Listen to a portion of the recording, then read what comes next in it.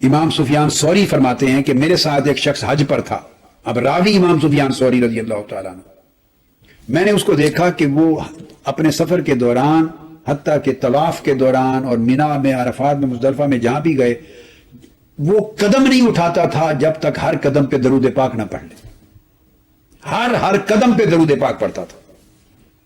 امام سفیان ثوری رضی اللہ تعالیٰ عنہ فرماتے ہیں کہ میں نے اس سے پوچھا فقلت اب علم تقول ھذا، کیا آپ یہ جو عمل کر رہے ہیں ہر قدم پہ درود پاک پڑھتے ہیں اور دوسرا قدم رکھتے نہیں جب تک درود پاک نہ پڑھ لیں، کیا آپ کسی حدیث اور کسی روایت جو شرعی علم ہے، سند ہے، کسی علمی سند کی بنیاد پر یہ کام کرتے ہیں؟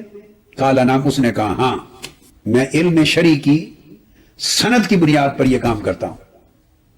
ثم قال، اس نے پوچھا من انت، اے پوچھنے والے آپ کون ہیں؟ وہ نہیں جانتا تھا کہ یہ امام سفیان ثوری ہیں۔ اتفاق سے جیسے حج پر آپس میں ساتھی مل جاتے ہیں، ہم سفر ہو جاتے ہیں، آپ کون ہیں؟ قلت سفیان الثوری، میں نے کہا میں سفیان الثوری ہوں۔ قال العراقی، اس نے پوچھا سفیان ثوری جو عراق کے ہیں، یعنی جو امام ہے جلیل القدر؟ قلت نعم، میں نے کہا ہاں۔ اس کے بعد اس نے کہا کہ میں نے درود پاک ہر قدم پہ پڑھنے کا وظیفہ اس وجہ سے شروع کیا کہ اس نے کہا کہ میں 1 سال پہلے وقت میں اپنی والدہ کے ساتھ حج کرنے آیا تھا، میری والدہ نے مجھے کہا دوران طواف کہ بیٹے میری خواہش ہے کہ مجھے کعبۃ اللہ کے اندر داخل کرو، میں کعبۃ اللہ کے اندر جا کے عبادت کروں، دروازہ کھلا ہوگا۔ جو اس زمانے کھول دیتے تھے، یہ تو تابعین کے بعد اتباع التابعین اور سلف صالحین کا زمانہ ہے۔ تو میری والدہ نے خواہش کی، سو میں نے اپنی والدہ کو اٹھا کے کعبۃ اللہ کے دروازے سے گزار کے اندر داخل کیا۔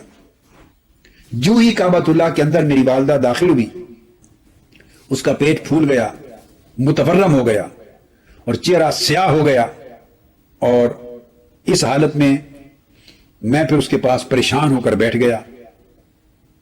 چہرہ متورم ہے، چہرہ بالکل سیاہ ہو گیا ہے اور پیٹ پھول گیا ہے اور قریب مرگ اس کی حالت ہو گئی ہے۔ میں پریشان ہو کے بیٹھ گیا، میں نے ہاتھ اٹھائے کہ باری تعالیٰ اب اس حالت میں اپنی والدہ کو کہاں لے کے جاؤں اور کعبۃ اللہ سے باہر بھی نکالوں تو بڑی شرمساری ہے، سب لوگ طواف کرنے والے کیا کہیں گے۔ کہ اس حالت پریشانی میں تھا کہ اچانک سفید لباس پہنے ہوئے نورانی چہرے کے ساتھ کوئی شخص اندر داخل ہوا، اور اندر آ کر اس شخص نے میری والدہ کے چہرے کی طرف اشارہ کیا، فبیدہ، چہرہ روشن ہو گیا سفید نور کے ساتھ۔ پھر میری والدہ کے پیٹ کی طرف اشارہ کیا، فبیدہ، اس کا بطن بھی بالکل اس کی سوجن اور سویلنگ اور نارمل ہو گیا۔ پھر اس کی مرض ختم ہو گئی اور شفا یاب اور صحت یاب ہو گئی۔ جب وہ جانے لگے، وہ نورانی چہرے والے اس کو شفا یاب کر کے، اس کے چہرے کو منور روشن کر کے اور اس کی ورم دور کر کے جانے لگے، تو میں آگے دوڑا، میں نے عرض کیا من انت الذی فرجت عنی، اے میرے غم اور میرے اندوہ کو اور میری پریشانی کو اور میری مصیبت کو ختم کرنے والے آپ ہیں کون؟ بتائیں تو صحیح۔ انہوں نے جواب دیا قال انا نبیوں کا محمد صلی اللہ تعالی علیہ وآلہ وسلم، میں تیرے نبی محمد مصطفیٰ صلی اللہ علیہ وآلہ وسلم۔ اور اس کی والدہ کی عادت کیا تھی کہ اس کی والدہ کثرت کے ساتھ آقا علیہ السلام پر درود و سلام پڑھا کرتی تھی، کثرت سے درود و سلام پڑھتی تھی۔ اس کے دیگر اعمال کی وجہ سے وہ گرفت میں آ گئی، مواخذہ ہو گیا، قریب اس کے کہ وہ مر جاتی یا اسی حال میں رہتی، تو آقا علیہ السلام نے کثرت سے درود پاک کا صلہ آ کے عطا فرمایا۔